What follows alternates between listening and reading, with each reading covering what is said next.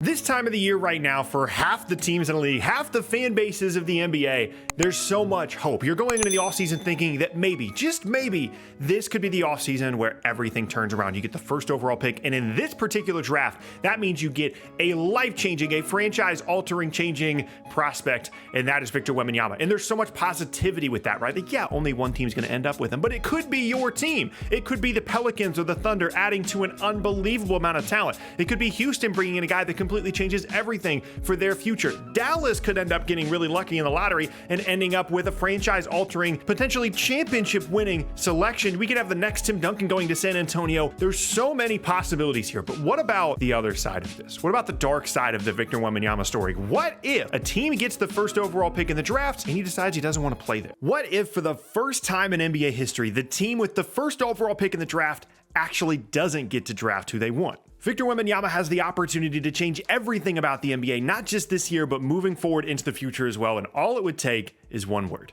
no.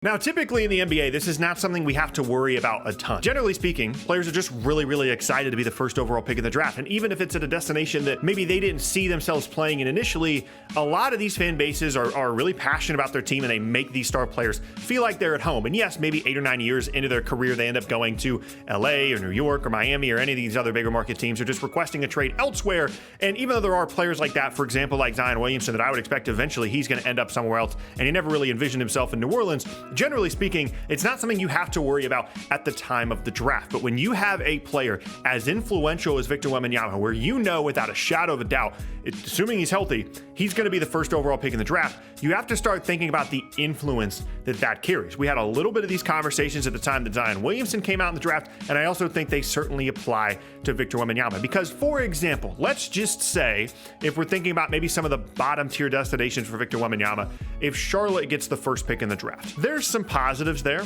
LaMelo's there. They've got a couple of decent, interesting young players, the Michael Jordan connection, but generally speaking, it's probably not where Victor Wembanyama envisioned beginning his NBA career, and they haven't necessarily given you a ton of confidence that throughout his career, he's going to have a ton of team success or be put in a position to be successful individually. You could also read other situations like Houston, for example, as a little bit of a quote-unquote disaster kind of situation where there's just a lot of uncertainty. There's a lot of players that you're not really sure where they're going with their individual careers. And when you're as valuable as Victor Wembanyama is not only to the league, but also to the individual franchise that you go to, you do have some say in this. And so what if he just stood up and said, I'm not going there? Well, this, of course, opens up a lot of interesting possibilities. The first of which is that the team just says, we don't care. We're drafting you anyway. We're not going to be the team that traded away a player as talented as Victor Wembanyama. The second possibility would be an unbelievable trade haul, potentially. Maybe the biggest trade haul we've ever seen in the history of the league. I would think that right now, that, you ask 8 or 9 of the top teams in the lottery, if you have an opportunity, like you're Portland, you're like, you know what?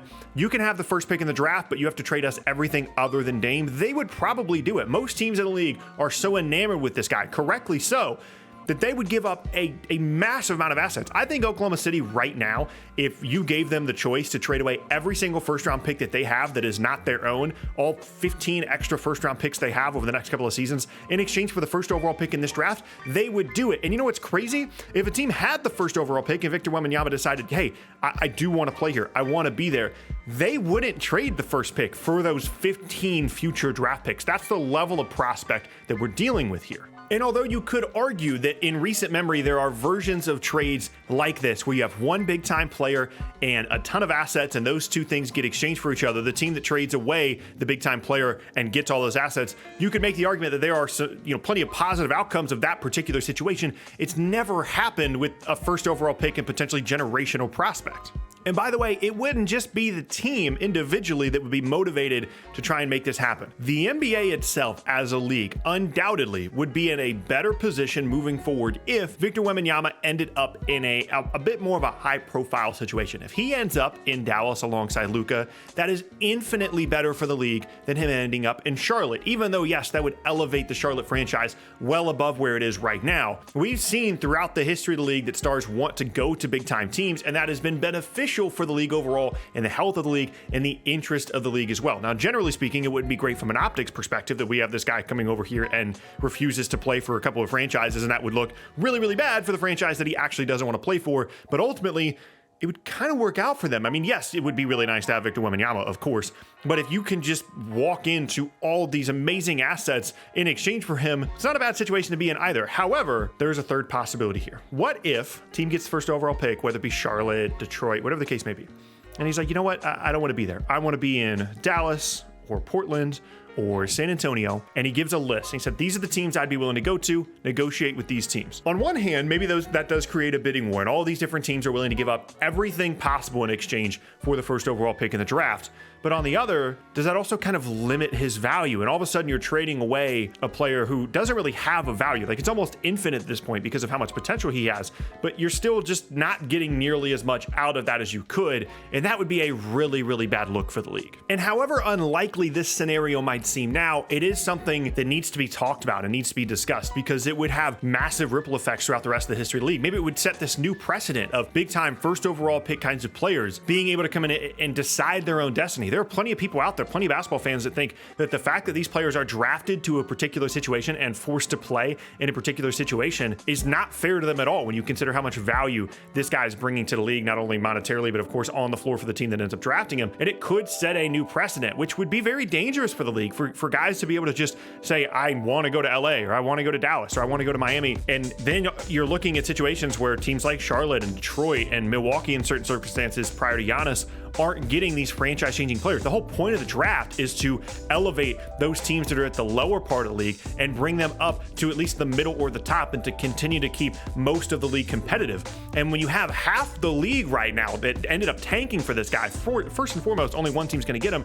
And second of all, if he's deciding who that team is, that is a very, very dangerous thing and a slippery slope. It would be fantastic for content. It would be very exciting. I would be super amped to see how that would work out. I love unprecedented situations, and they would be really, really cool. But overall for the league, it's probably not a very good thing. But if we learned anything about the NBA, it's that they know how to kind of roll with these kinds of punches, and also things are always changing. Like the fact that as many teams as they did ended up tanking for this guy, some more egregiously than others, that matters. The fact that he could possibly force his way to a particular team, that matters. The fact that it could completely change the entire future of the next couple of years in the league, the next 2 decades in the NBA, if this guy becomes what everybody thinks he can, is massively, massively influential and just an incredible storyline to continue to keep an eye on. Now, at the end of the day, do I actually expect this to happen? No, it feels unlikely, right? But it's definitely not a 0% chance. And if it were to occur, it might be the biggest thing that's happened to the league in a very, very long time. And what I want to know at this point is down in the comment section below. Let me know where you guys think this could possibly happen at. Like, if Victor Wembanyama was to refuse to play for a particular team, what team would it be? Do you think it'd be Charlotte? Do you think it'd be Detroit? Would it be Houston? Where do you think this would actually happen? Again, very limited possibility, but it certainly could be a thing.